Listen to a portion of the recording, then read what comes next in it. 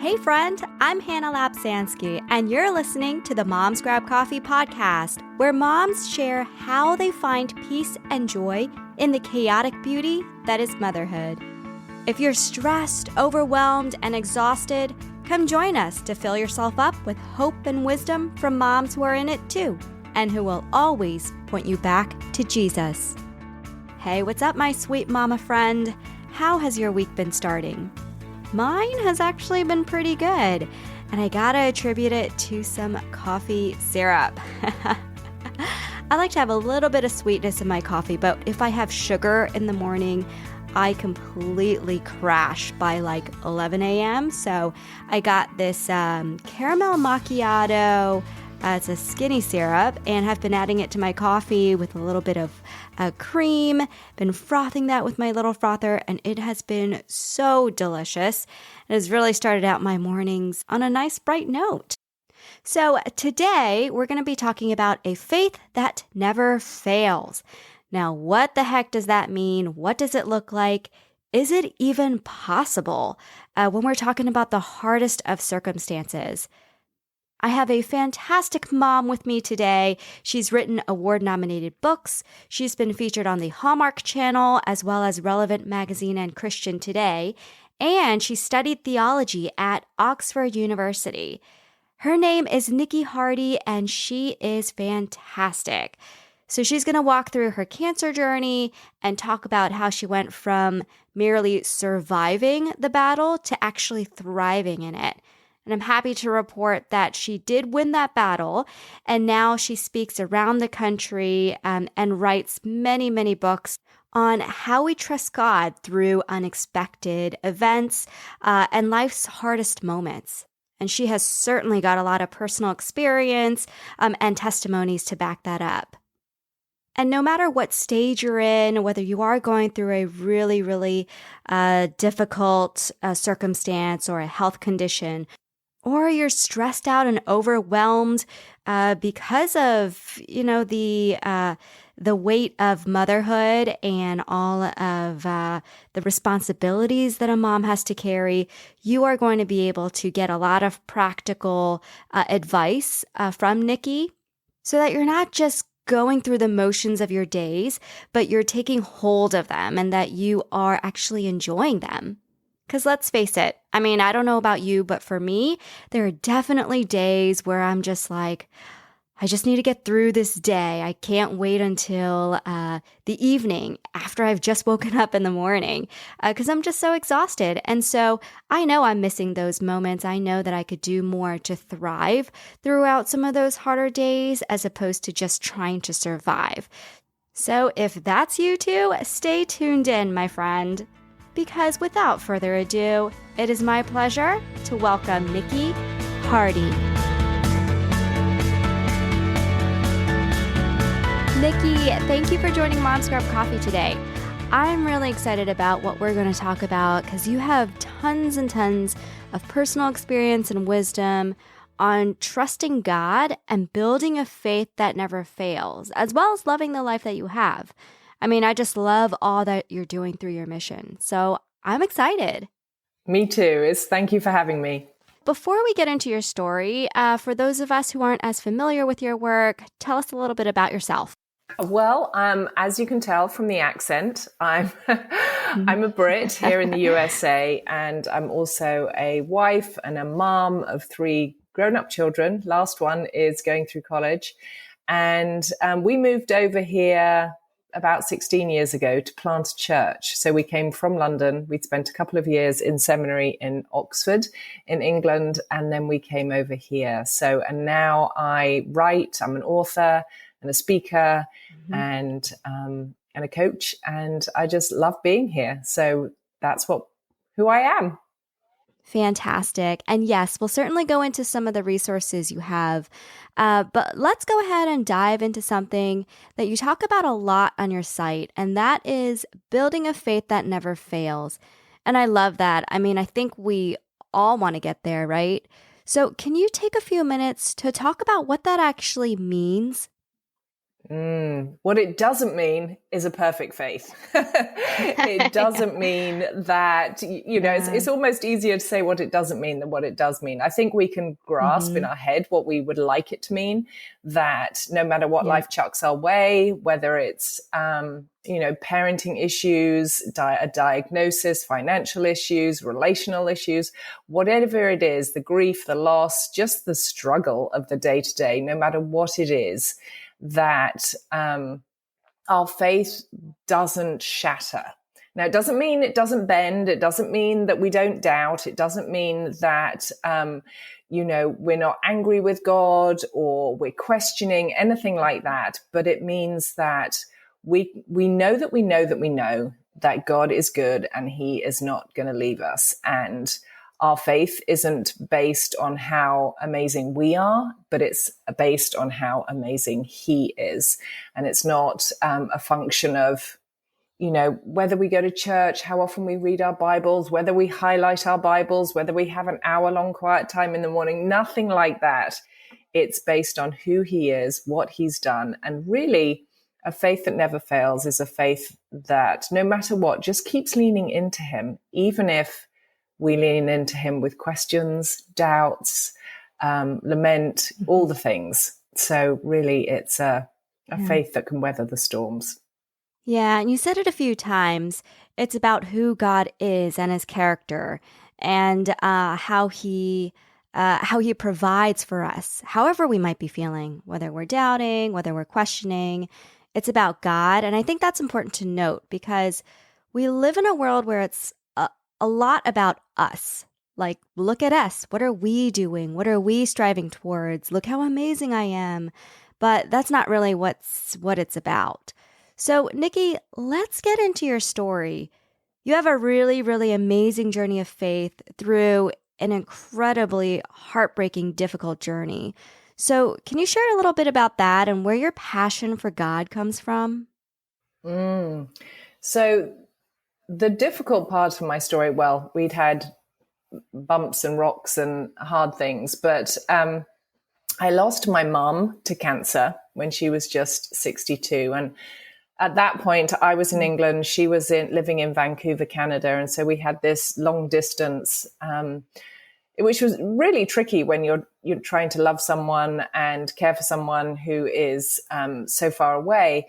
And unfortunately, she passed away at just 62. And then about 6 years after that, my sister was diagnosed as well. And she was just 42.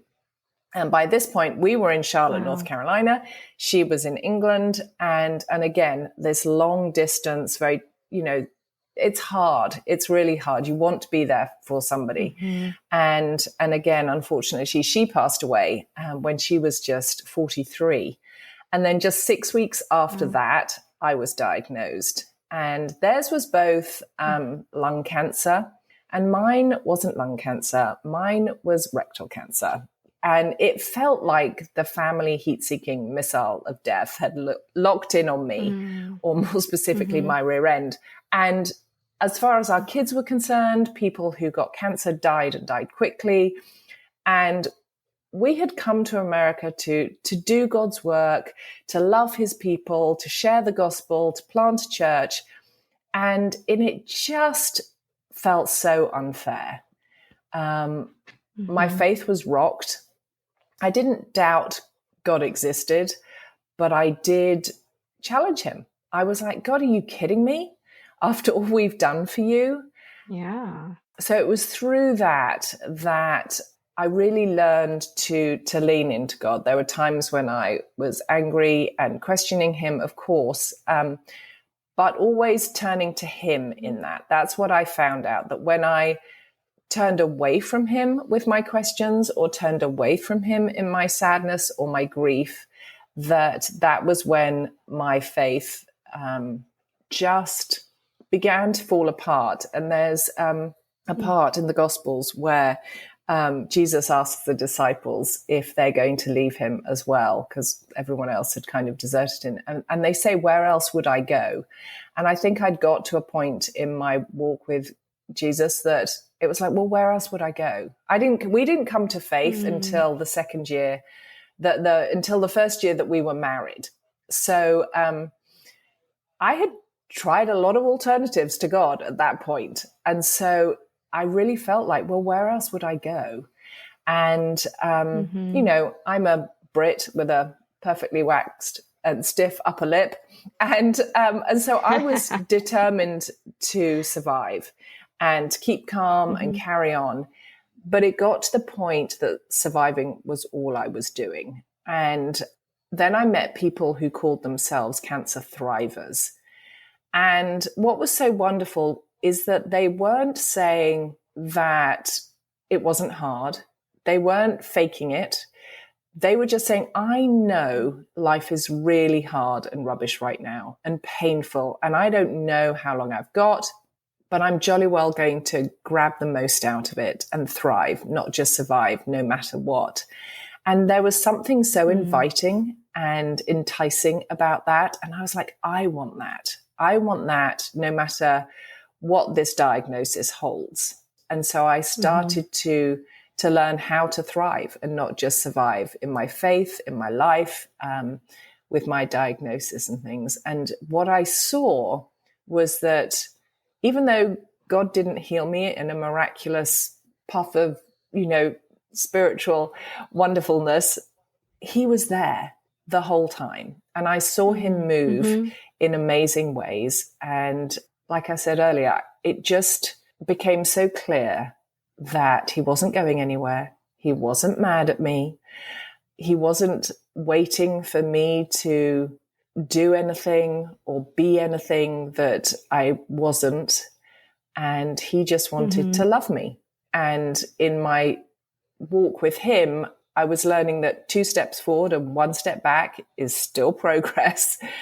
And so really over the years, planting a church, seeing him move through that, seeing him move through the loss of my mum, my sister, and my diagnosis, and now through raising 3 kids and seeing him do amazing things in and through them, even though they're all over the place faith-wise right now. I won't say they're all strong believers and everything's tied up with a pretty bow, but that's where my passion comes from my relationship with him and from seeing him work and just knowing there's nowhere else I'd rather be.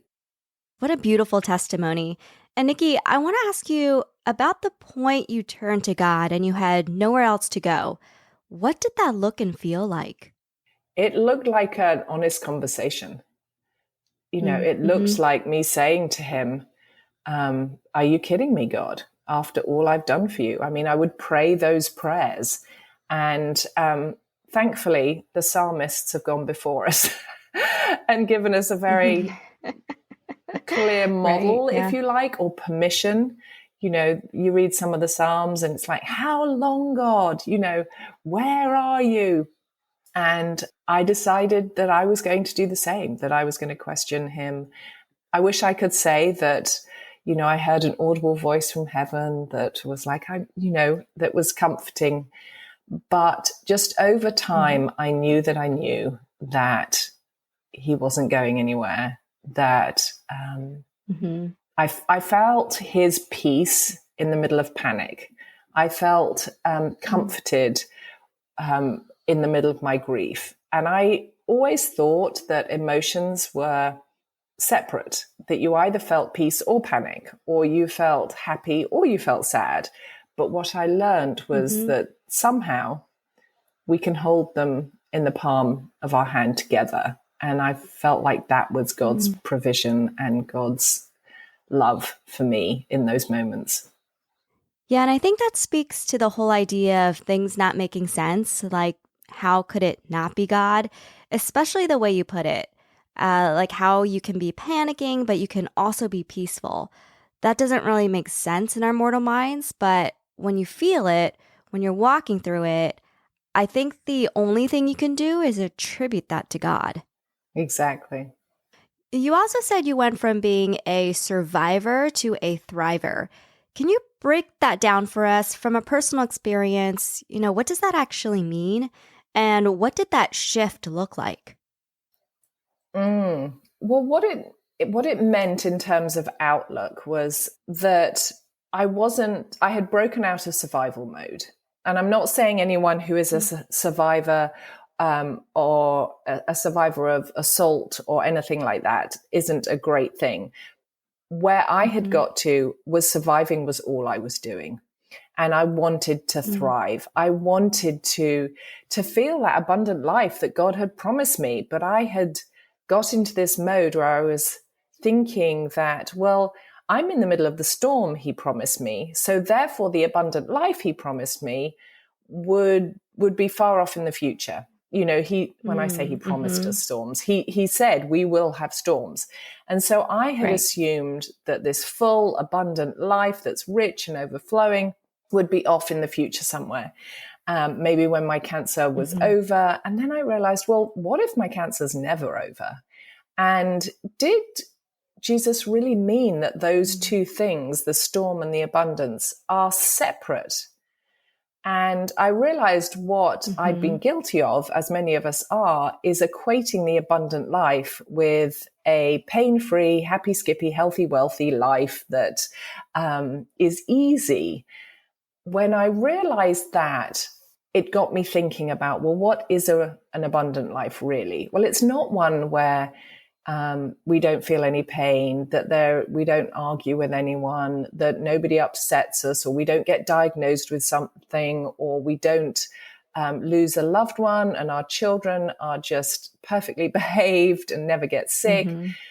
What it means is that there is abundance with him, that there is intimacy and connection and laughter and joy and peace and comfort, all those things, no matter what. And so to me, that's what it would look like to thrive, to feel those things, as well as and in spite of all the other things that were going down. And I realized that there were 7 key parts of that that I could learn, that I could lean into, that I could get better at to help me thrive and not just survive. And that's what I put in my first book, Breathe Again, How to Live Well When Life Falls Apart.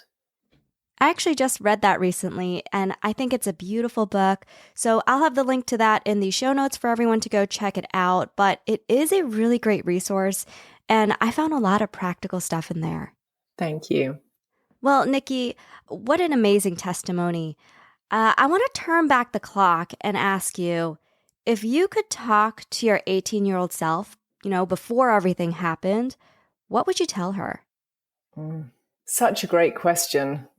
When I was 18, my parents had divorced. My mum was living in Vancouver, Canada, and my dad had just got remarried. So I was kind of living on my own before I went off to university. I always say that my parents left home before I did.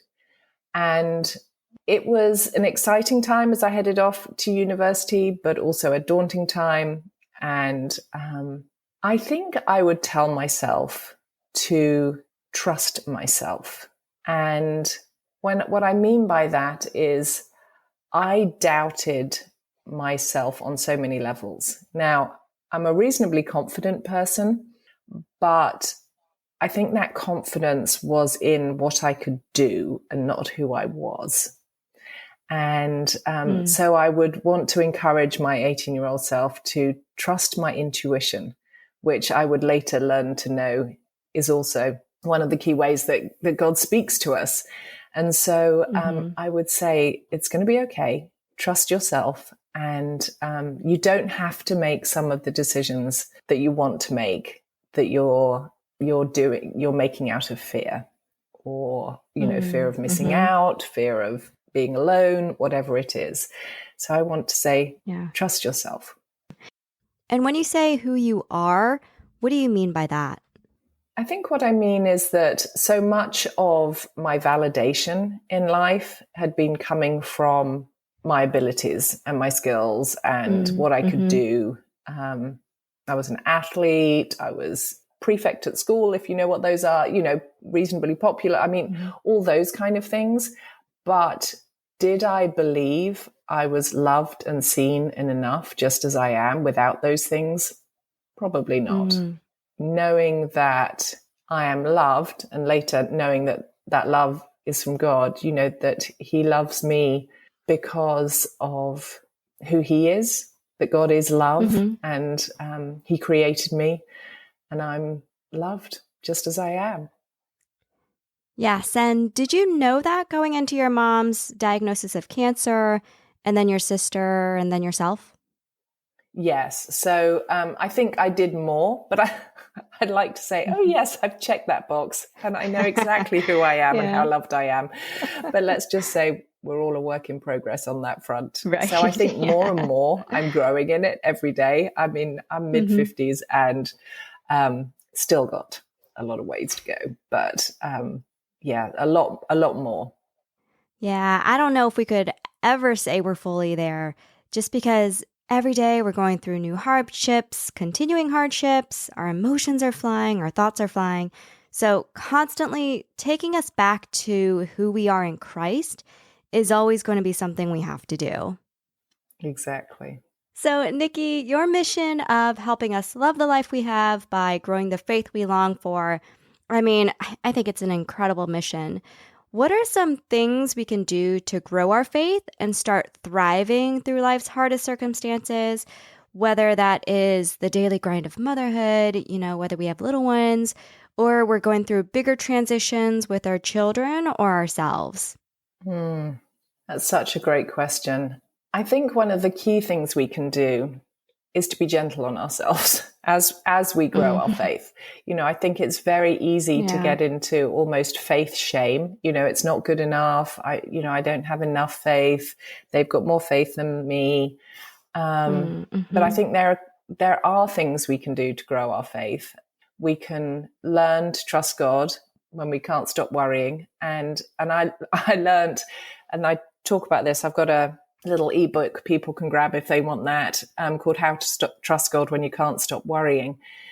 Because what I learned through my cancer was that trusting God doesn't just happen the moment we meet Jesus.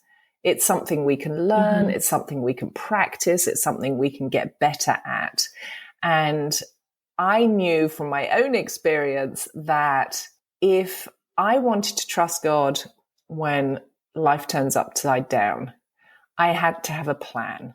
When life's wonderful, we're like, oh, yes, I trust God. That's easy. I'll always trust God, and then something happens and, your boat's flipped upside down in the storm, and trusting God is not so easy. And I realized that if I wanted to trust God when life was hard, I needed a plan. I needed a plan to build my trust muscles and get better at it, so that when life does become rocky, then my trust is stronger.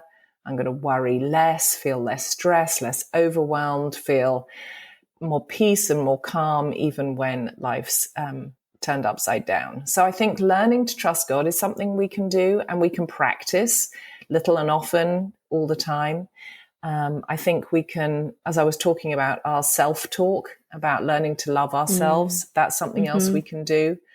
And that's, so I've got this 3 little ebook bundle people might want to get for free if they want to. But one of the titles is Hack Your Self-Talk and Love the Real You. Then there's the Trusting God one. And the other one is about waking up happy when you're tired of being tired, which some of your mums might relate to. But I think doing these little things often, it's very easy to get into New Year's resolution mode and, I'm going to transform my faith all in one go. But building that faith little and often is the way to go. I really like the idea of building that trust muscle. I've never thought about it that way, but practicing trusting, I don't think that's something that we really think about naturally, but it's a really, really great point, because if you are in the daily grind and you're practicing and building that trust, then when you get to those major storms, then you've already built that muscle. You already have the foundation to weather that storm. Exactly. So, Niki, what is the number one way you build your trust in God? There are lots of different ways, but one of the key things I do is I keep a list, both mental and in a journal, of all the ways God has been faithful. And I talk about this in my little plan for trusting God. It's actually the final point, but it links back to the first point, which is to check out God's credentials, because we wouldn't hire a plumber if we didn't know that they were going to show up on time and do the work well and all that kind of stuff. So I don't think it's unfair to say, well, God, if I'm going to trust you, I want to check out your credentials. Are you who you say you are? And will you do what you say you're going to do? And do you keep your promises? So a way we can do that when we're just getting going is to read stories in the Bible of God coming through on his promises and being there for people. We can read biographies. We can speak to friends who seem to have such amazing faith and trust God no matter what. We can say to them, how do you do that? What is it that makes you believe? So we can check out God's credentials. And one of the things I like to do is keep a mental note of how his credentials are building up in my own life. How have I seen God come through? How have I felt God's presence when I needed it? How have I seen him provide? How have I felt peace when it was the last thing really I should be feeling? All those kind of things. So I think really keeping a mental and physical note of his faithfulness really helps us build our trust, because we have this, it's like a trust bank. We're paying into the bank, the piggy bank of trust. Yes, that's so important. I've had a few guests say that, especially when you're going through that storm, you might not be thinking clearly because so many thoughts, worries, and anxieties are just taking over your mind.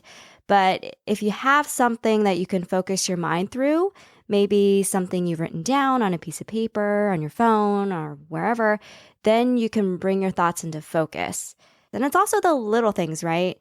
I mean, there may be big ways God is showing up, but there may also be really, really small, tiny blessings that he's providing in order to help you build your trust in him and let you know that he's present and he's there for you in your time of need. We can't disqualify any of those things. No, exactly. I don't think we should wait for the big miraculous answer to prayer and base our entire trust on God on whether he answers the prayers that we have in the way we would like him to. But if we look for him, we will find him.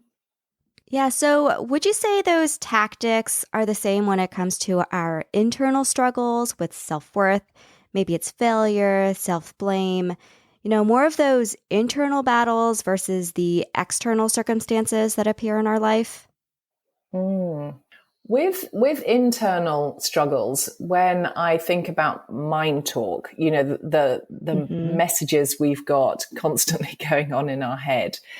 And I talk about this in that little ebook people can grab if they want to remember it. But I talk about noticing it, naming it, and nuking it. And what I mean by that is we have to notice these thoughts if we're going to do battle with them, first of all. And so often we don't even notice them. And so being aware that we have a conversation with ourselves on the daily, almost all day, every day. And what are we saying to ourselves? Why are we acting in the ways that we do? And where is that coming from?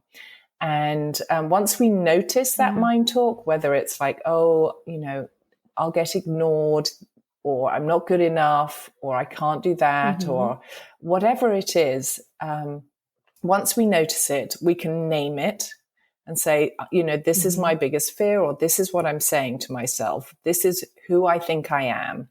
And then we nuke it with the truth from the word about who God says we are and what he says about us and our situation and about him.